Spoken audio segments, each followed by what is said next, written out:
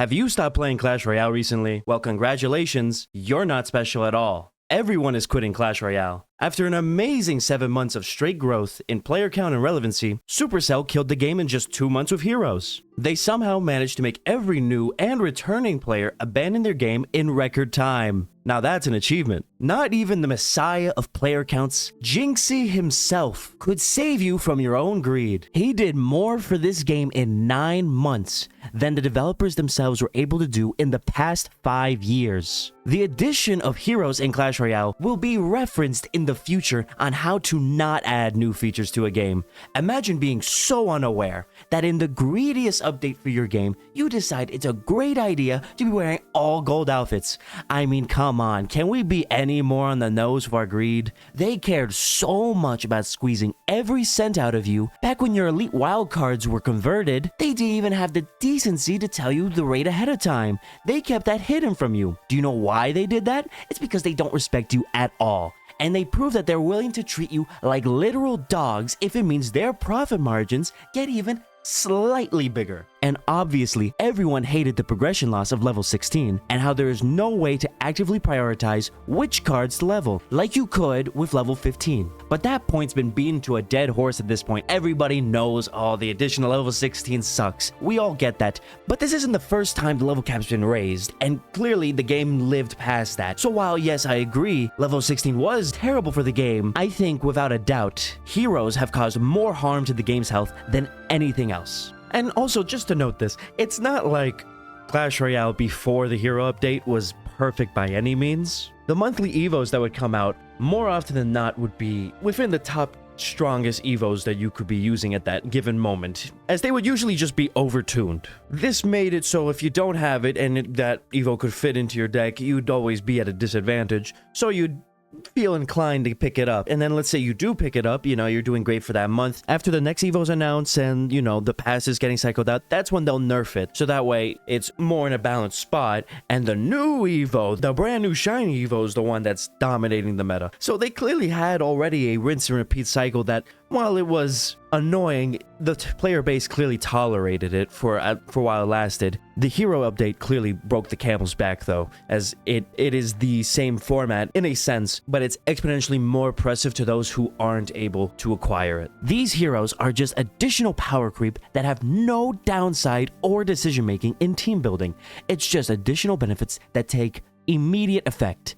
At least with champions, they were their own unit. So if you wanted their ability, you had to replace a unit to fit them into already built teams. Heroes take out even that teeny weeny bit of decision making with team building and makes it brain dead. They made absolutely busted units with no guaranteed long-form progression to obtain the ones you desire or need in order to compete with other players with your same deck style. Even though a month after they released Heroes, they thankfully made it so you can no longer get dupes of the heroes you already had, you still aren't able to choose or prioritize which heroes you need for your deck. And as they keep adding even more heroes, that's only going to get worse. Unlike when evos were added, you were able to slowly, over time, choose the evos you needed with the shards you acquired to make your decks better. It's either RNG or you just buy them straight up directly from the store, because any other bundle that's RNG based is basically a scam. And if you're still willing to give Supercell any money after this disaster, you're a shit eater that can't see what's coming. It's only going to get worse. The Hero Knight and Mini Pack are already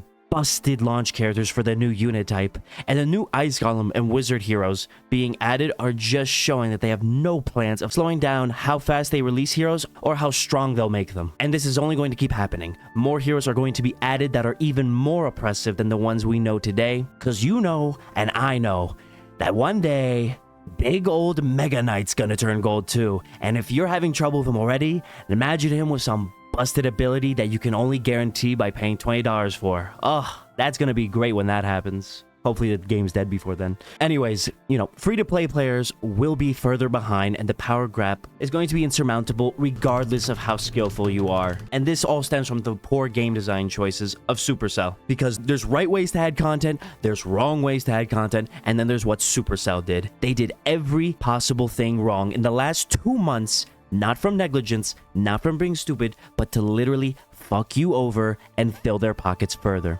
which shouldn't surprise you since this is Supercell we're talking about. They actually really need to milk you as hard as they can, considering they haven't made a successful game in 8 years. That wasn't an over-exaggeration or hyperbole. They genuinely haven't made a game hit long-term success since 2017. Boom Beach Frontlines, dead. Heyday Pop, dead. Clash Quest, dead. Clash Mini, dead. Everdale, dead. Rush Wars, dead. Flood Rush, dead. Squad Busters, being buried as we speak. What an utter failure of a gaming company. No new games in 8 years? They just ride off the coattails of their first few great hits? Let's be honest, do you think their next game, Moko, is going to fare any better than their last 8 failures in a row? Even the name sounds like more garbage slop. Moko. You are not going to hear a single person in 2027 say unironically, yeah, I play Moko, unless they're being paid thousands of dollars for a sponsorship. And you know what? Let's throw in a little fun fact too while we're at it, shall we? Did you know Supercell only owns 15.7% of Supercell? Want to know who owns the rest? Here's a hint.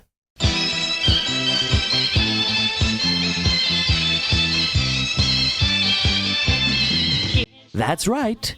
Big brother Tencent from China is the real owner of Supercell. And you can't even blame Tencent for a drop in quality since they have stake in other companies with actual good games. And these games don't show any difference in their gameplay when they sign with Tencent. All they do is put money into these studios to fund their projects, and then with the additional funding, they have to come up with more advanced monetization methods in order to recoup the money that was invested into them and then some to give back the value to Tencent. Which some will argue, monetization, it causes a downside in games, and that's a fair point. But that doesn't really apply to Supercell games, because it's not like Supercell wasn't already neck deep into the microtransaction game long before they were purchased. So the blame has to be the leadership within the company who has managed to miss every single shot he's taken in the past decade. Ika Pananen, if that's how you say it, just hasn't been able to lead a successful project in 9 years. The truth can't be clearer.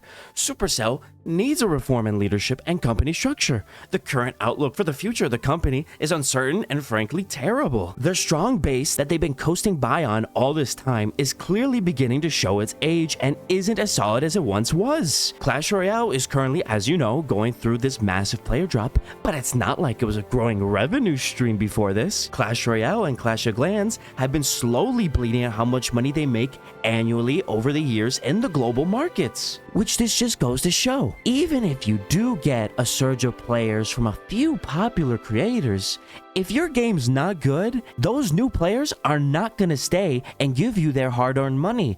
And this is the harsh lesson that Supercell's learning right now. And truthfully, how sad is it that even after Clash Royale was hitting a renaissance with its meteoric highs, that they had to completely ruin this opportunity with sheer greed, and now you see tons of players and creators now feeling no choice but to abandon a game that they were loving just a few months ago. My god. Anyways, long story short, fuck Supercell. Don't ever try another game from them as long as Ilkka Pananen is in charge.